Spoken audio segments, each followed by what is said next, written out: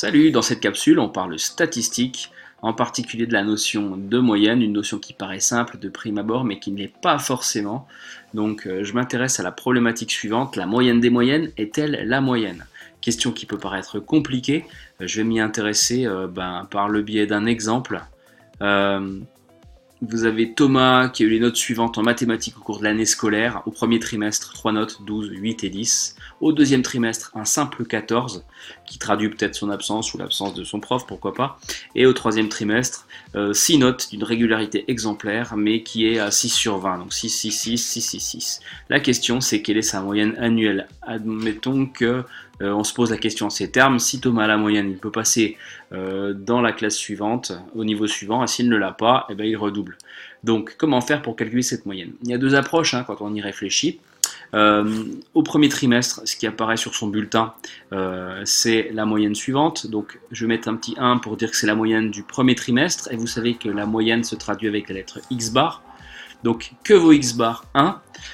Eh ben, la moyenne entre 12, 8 et 10, les nombres sont volontairement choisis simplement. On coupe ça en 3, ça donne évidemment 10, 30 sur 30, ça fait 10 de moyenne au premier trimestre. Normal, puisque le 12 équilibre le 8 et que le 10 est au milieu. Donc 10 au premier trimestre. On fait pareil au deuxième, ça va être très rapide. La moyenne du deuxième trimestre, 14.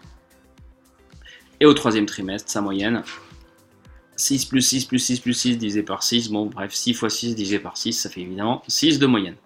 Donc, la moyenne des moyennes, qu'est-ce que c'est que cette chose-là? Eh bien, comme son nom l'indique, on va s'intéresser à la moyenne entre le premier trimestre, 10, le deuxième, 14, et le troisième, 6. 3 trimestres, on divise en 3. Encore une fois, c'est choisi de manière à ce que les calculs soient simples. 14 plus 6, ça fait 20, plus 10, 30. 30 sur 3, ça fait 10. Donc la moyenne des moyennes, c'est 10. Est-ce que la moyenne des moyennes est la moyenne? C'est la question. Donc la moyenne, si je repars de 0, je vais la noter X bar. Comment faire pour l'obtenir? On additionne toutes les notes de Thomas durant toute l'année. Donc il y a un 12, un 8, un 10, un 14, et puis des 6. Il y en a 6. Je fais le total de tout ça, et je divise par combien de notes?